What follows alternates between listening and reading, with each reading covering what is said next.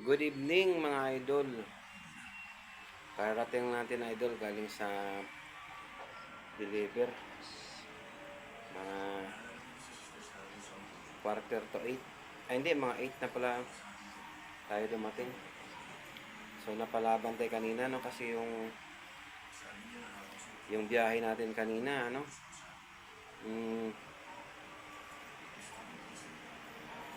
Kainta to ay hindi Taytay to San Mateo. San Mateo Rizal kaya malayo yung biyahe natin kanina. So napasabak tayo sa malakas na ulan kaninang hapon hanggang naggabi. Hanggang pag-uwi natin puro pa rin ulan. Sobrang dilim ng daan kasi lakas ng ulan. Laban lang. Yan, kaya grabe yung ano natin kanina. Medyo baha na yung mga ibang dinadaanan natin lugar. So, fight lang tayo. Yan, kararating ko lang mga idol sa bahay. Sobrang nakakapagod. Sakit yung mga binti ko. Siguro sign of aging na itong mga binti natin. Pero kaya pa. Nauna si Bunso dito sa bahay. Nauna siya dumating.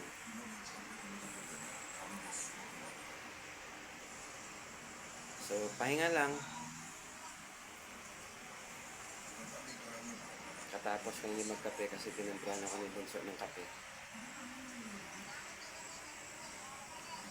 Grabe pala yung San Mateo na yan pag yung napalaban ka din ng ulan. Sobrang ng daan, critical dahil may mga lupa-lupa pa yung daan. Matibay yung matibay yung click ko. Talagang recommended siya. Never ako pinahiya ni Tumeric, hindi. Sa awa ng Panginoon. Magaling siya. So, yun naman mga idol pag yung bumabiyahe ka. Pasalamat ka lang talaga pag yung ang motor mo ay matibay. Kasi lalo na yun pag maulan tapos medyo baha na yung daan, yung dadaanan mo. Grabe yan. Talagang 50-50 na yung kaba mo yan dahil pag mayroong lugar na lubog na yung baha, tagilid ka na nun. Dasal ka lang nun dahil pag inabot ka talaga ng lugar na ang tubig hanggang tuhod, ayun na. Doon ka na talaga sisigaw ng ulala. So, laban lang.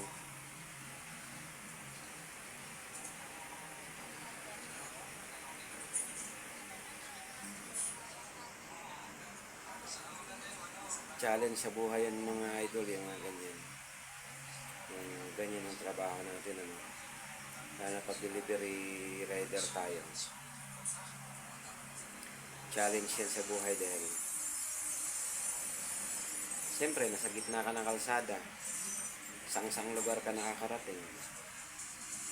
From point to point yun, idol, ang mga ang mga biyahe. Minsan nakarating ako ng San Jose del Monte, Bulacan. Yan, nararating ko yan. Minsan Cavite, Bacoor. Yan yung mga binabiyahe ko. Kaya ganun siya kalalayo. Caloocan North, South, yan. Yun yung mga biyahe ko.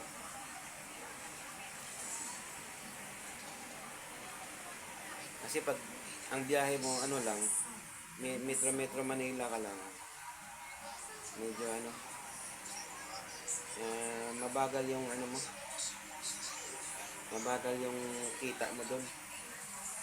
Kaya dapat magmalayo ka para kahit papano may mauwi kang pera.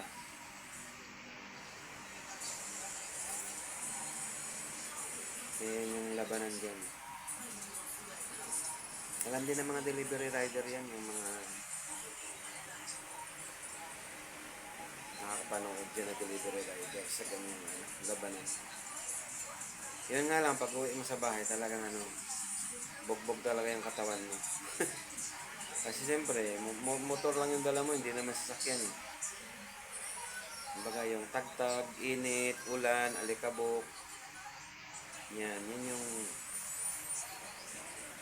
mararanasan mo pag isa kang delivery rider. Pero maganda naman din dahil kahit pa paano nabibisi ka sa araw-araw.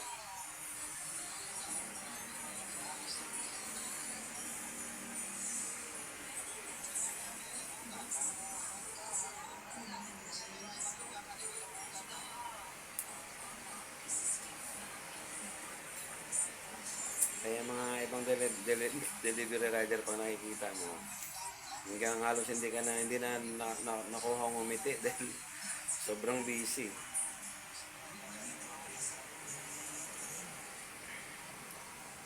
Lalo na pag inabot ka ng yung init, medyo kasi ang init kasi pwede kang sumilong ka lang sa mga puno, yan medyo okay na.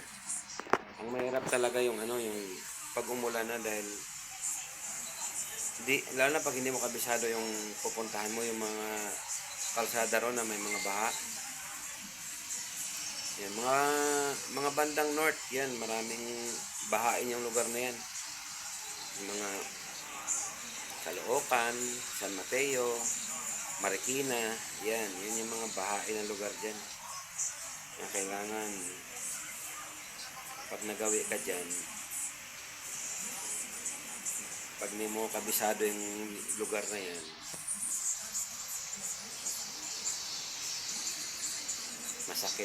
masakit na katotohanan pag may nangyari sa motor mo.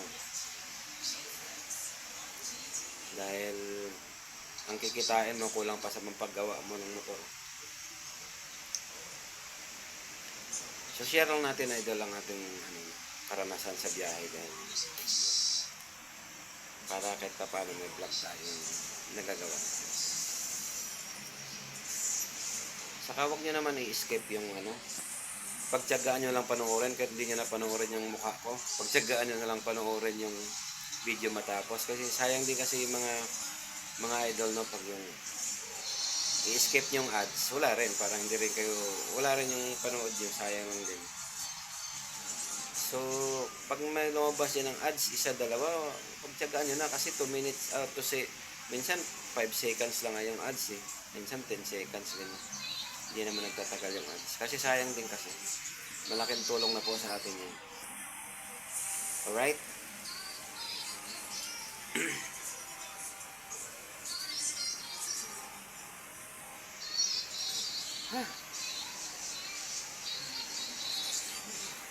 Bugbog na yung clip ko. Bugbog pero hindi sumusoko. Kailangan kasi dyan, pag yung ganyan delivery ka, ang langis mo dyan na gagamitin, fully synthetic.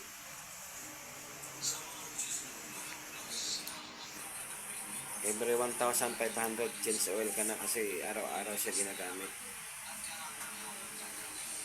Huwag mo nang tipirin yung motor mo dahil yan ang source of income mo. Dahil pag yan ay bumigay, impas panit ka talaga.